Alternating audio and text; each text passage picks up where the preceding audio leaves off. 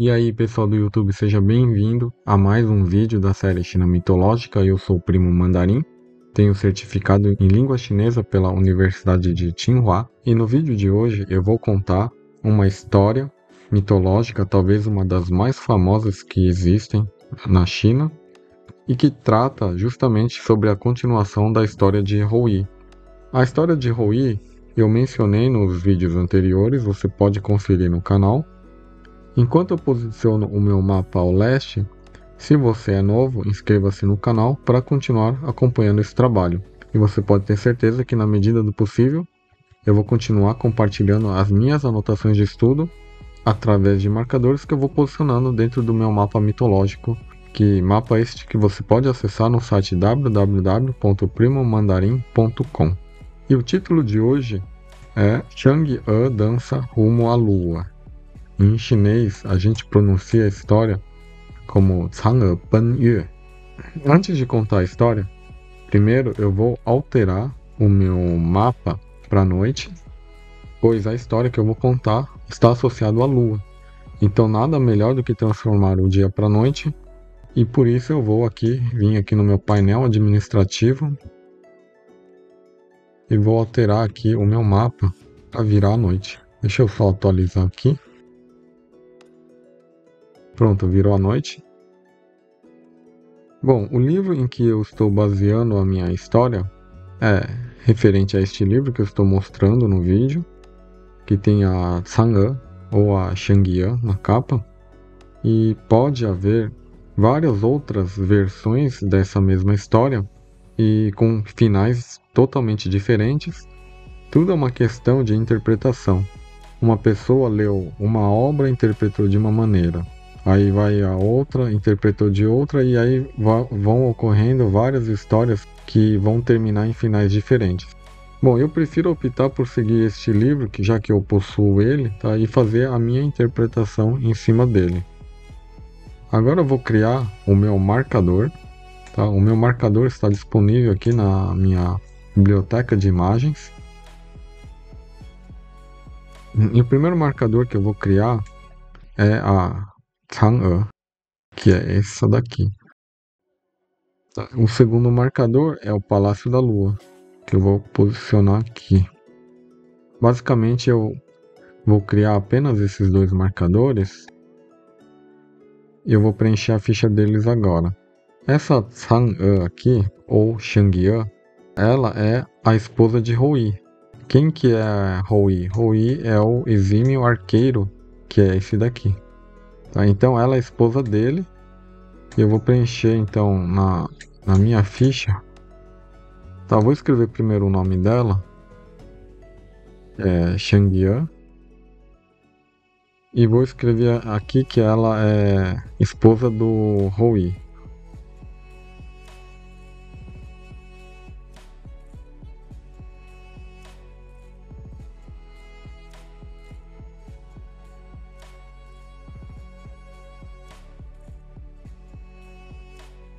O segundo observação que eu vou preencher dentro da ficha da Shangye é que ela mora no Palácio da Lua.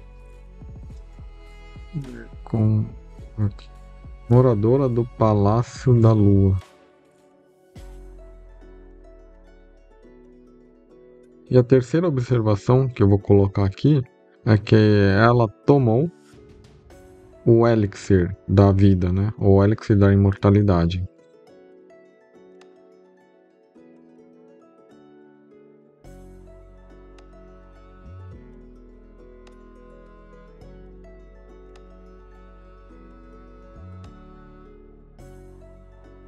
E o terceiro item que eu vou colocar aqui, que é a própria história que eu vou contar, Chang'e Ben Yue.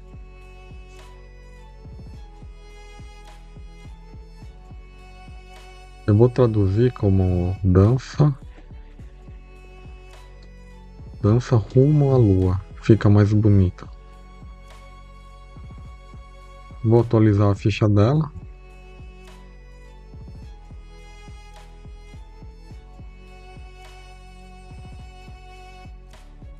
E vocês podem ver que tá aqui. Eu só vou alterar esse Chang'e Panye, que é o nome da história, eu vou colocar 3 estrelas. Porque eu considero ela muito famosa, muito popular. Certo? E ao clicar agora nela, eu consigo então ver que tem 3 estrelas aqui referente a este item. Com relação ao segundo marcador, que é o Palácio da Lua, essa imagem que vocês estão vendo, vou preencher a ficha, tá? Então eu vou chamar ela de Yekon. E aqui no primeiro item, eu vou colocar que tem outro nome, que se chama Guanghankong. Eu vou colocar aqui outro nome, Palácio de Guanghan.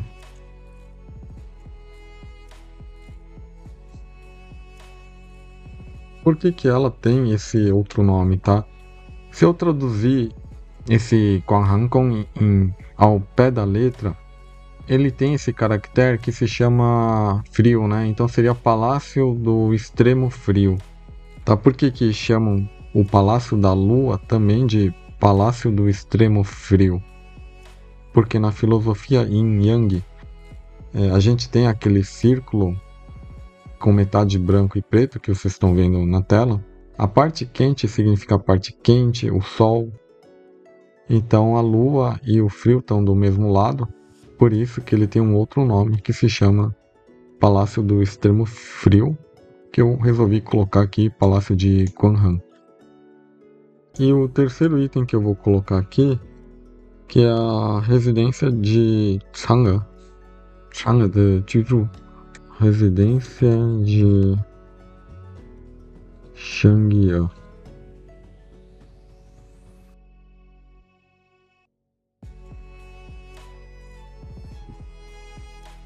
Bom, então temos a ficha cadastral dela aqui. Depois eu dou uma organizada aqui, ficou meio bagunçado.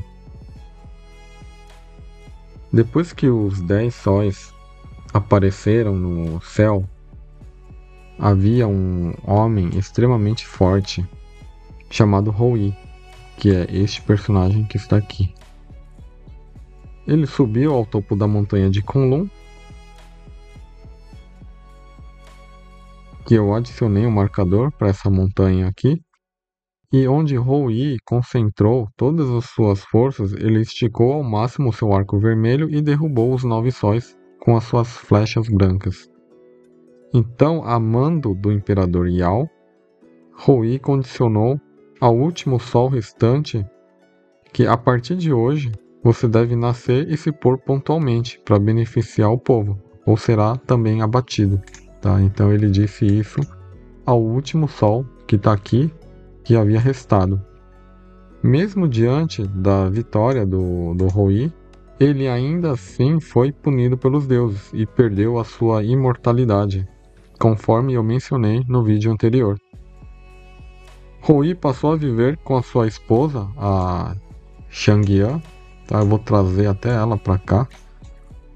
Inclusive vou arrastar a lua também, o Palácio da Lua para cá.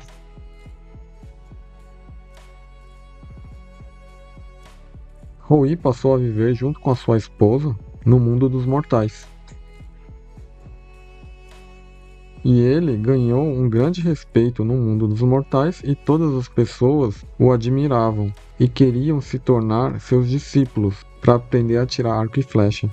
Durante esse período, a Rainha Mãe do Oeste, quem que é a Rainha Mãe do Oeste? Eu não tenho um marcador para ela, tá? Mas é esta foto que vocês estão vendo.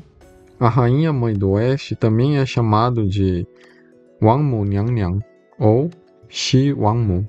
Tá? É esta foto que eu traduzi como Rainha Mãe do Oeste. Ela é uma deusa suprema. Eu não sei ao certo exatamente qual que é a posição dela, mas eu sei que no taoísmo ela é quase uma das deusas supremas, assim, máximas, tá? Provavelmente deve ter o Imperador de Jade acima dela ainda. No taoísmo, ela representa a longevidade, a fertilidade. Ela é considerada a chefe das fadas e é encarregada de cuidar do elixir da vida, que é o elixir da imortalidade, conforme a gente já tinha visto. Apesar do Hou-Yi ter sido excomungado do céu, a Rainha Mãe do Oeste reconheceu os atos de Hou-Yi e entregou a ele um elixir da vida, para que ele conseguisse voltar ao céu. Então, dizia-se que quem ingerisse esse elixir não apenas viveria para sempre, mas também ascenderia aos céus como um imortal. Assim, Rui voltaria ao seu lugar de origem, já que ele havia sido expulso do céu pelos deuses. No entanto, Rui, ao receber o elixir, ele não queria tomar de imediato e deixar a sua bela esposa, Shangya, sozinha. Então, ele pediu para que Shangya guardasse o elixir em um local seguro, e que algum dia ambos poderiam tomar e ascender juntos ao céu. Seria uma coisa super romântica se, durante esse período, na espreita da conversa sobre o elixir, estava um discípulo de Rui, um homem que se chamava Pang Mang, e esse discípulo, ele era super astuto e ganancioso, e ele também tinha se juntado ao grupo para treinar arco e flecha. Mas Pang Mang, ele tinha a ambição de aprender arco e flecha e se tornar um deus imortal e substituir Rui no céu. Então Pang Mang ficou obcecado em obter a qualquer custo esse elixir para se tornar imortal. Então, na manhã do dia 15 do 8º mês lunar, Pang Mang pegou um bastão, invadiu a casa de Rui e matou Rui pelas costas. Lembrando que Rui perdeu sua imortalidade, então ele podia morrer. E ele exigiu ainda que Shangya lhe entregasse o elixir e que se tornasse a sua esposa. Shangya, num ato de desespero, pensou rapidamente: se alguém como essa pessoa tomar o elixir, tudo estaria perdido. Ela agiu com astúcia, correu em direção ao elixir, onde ela havia guardado, e engoliu de uma vez. Imediatamente, então, ela começou a flutuar, saindo pela janela, sobrevoando os campos banhados pela luz da lua, subindo cada vez mais alto. E no céu noturno havia uma lua brilhante, e Shangya voou em sua direção. Nesse tempo, Shangya gritou para que os discípulos de Rui vingassem a sua morte. E assim, Pang Mang também foi morto por isso. Então, a gente viu que Rui morreu, né? O Pang Mang acertou ele pelas costas. A Shangya tomou o elixir num ato de desespero, então acabou indo para o céu. E o Pang Mang foi vingado, né, pelos seus discípulos e acabou sendo morto. Então a gente tem aí um final bem trágico. Só que a Shangya continuou ascendendo em direção à Lua, onde chegou a seu destino final. Então a Shangya foi voando em direção à Lua e aí chegou no seu destino final, que é o Palácio da Lua, onde ela passou a morar neste local. Quando a Lua está no seu momento de cheia mais intensa, a Shangya, então, presa neste local, ela sempre sai e fica em frente desta árvore que vocês estão vendo. Esta árvore se chama Árvore de Os Mantos. Em chinês a gente chama de Gui Hua Fu. Então é essa árvore que eu vou colocar aqui na tela para vocês verem. Ela é super bonita, ela fica amarelada quando está florida. Então a Shangya, ela fica do lado desta árvore olhando para a terra. Então desde então, todo dia 15 do 8º mês do calendário lunar, a Shangya fica lá ao lado desta árvore olhando para a terra. E aí a gente considera então esta data como o Festival da Lua, Zhongqiujie. Então e também outras pessoas chamam esse Festival da Lua como Festival de Meio Outono. E só para complementar, não poderia deixar de dizer que neste Festival da Lua, os chineses costumam comer o biscoito da Lua, que é essa foto que vocês estão vendo. E reparem que o biscoito da Lua tem esse formato da Lua cheia. Antes de fazer a minha conclusão, vou mostrar o meu mapa, como ele ficou no modo noturno. Ficou bastante interessante, com meio roxo. Tá? Então isso é uma implementação que eu acabei de fazer nesse mapa para conseguir mudar. E ainda também consigo mudar para o inverno, tá? Só não tenho ele feito ainda. Bom, pessoal, essa história ela tem muitas versões e muitas interpretações diferentes. A única consideração que eu queria falar é sobre dois selos que eu encontrei num site de selos que está associado ao Festival da Lua, que são esses dois que vocês estão vendo agora. Esses selos, eles foram produzidos pelo governo chinês como um ato comemorativo. Eles têm o costume de produzir selos com artes bonitas. Vocês podem ver como eles capricharam na arte desses dois selos relacionados ao Festival da Lua. É uma coisa impressionante como são bonitos, dá até para fazer uma coleção disso. O selo da esquerda é fácil de entender, pois a gente acabou de ouvir essa história da Chang'e indo em direção à Lua, tá? Então ela está posicionada lá em cima, no Palácio da Lua. E as pessoas que estão abaixo são as pessoas justamente as que estão fazendo o ritual, a adoração, o banquete em referência à Lua. Então é a comemoração que o pessoal faz. Agora é interessante que esse selo da direita, que pertence também à mesma série de selos do Festival da Lua, inclusive está até escrito aqui ao canto aqui, Chile, que significa a mesma série, tá? Engraçado que ele tem o desenho de um coelho na lua. Esse coelho de jade é chamado de Yu-Tu. Geralmente esse coelho ele segura um pilão e um almofariz para socar remédios. Então ele está produzindo o elixir da vida. Isso na minha interpretação, tá?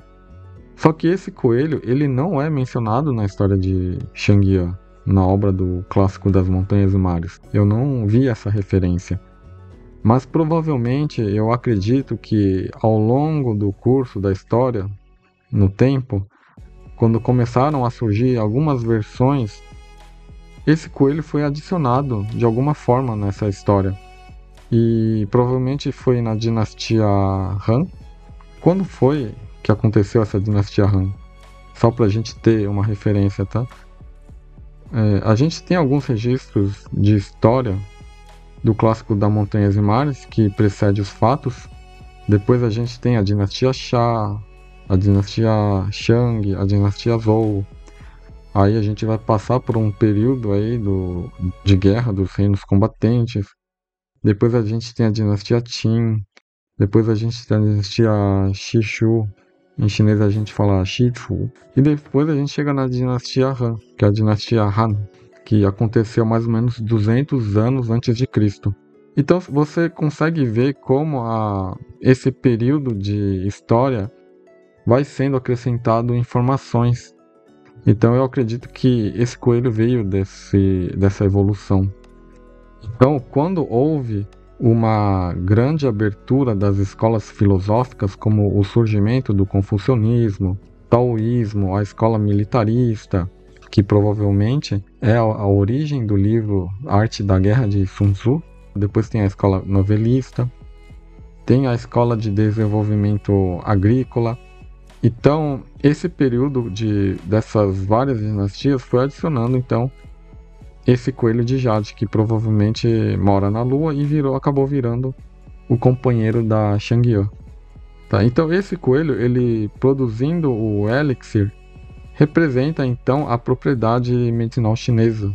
E também, ela, de certa forma, tá, como ela fabrica esses remédios, ela tem uma representação de longevidade e imortalidade, tá? Que estão associados justamente a essa medicina chinesa, que em chinês a gente chama de Zhongyi. Então, provavelmente esse coelho, ele fabrica esse elixir lá na Lua e entrega para a deusa suprema, Rainha Mãe do Oeste, que a gente viu, que é aquela deusa toda poderosa sentada no trono. Bom, pessoal, para o vídeo não ficar muito comprido, eu vou concluir por aqui. E no próximo vídeo eu continuo falando sobre a minha conclusão a respeito destes selos. Se você gostou desse vídeo, compartilhe com seus amigos e até os próximos vídeos.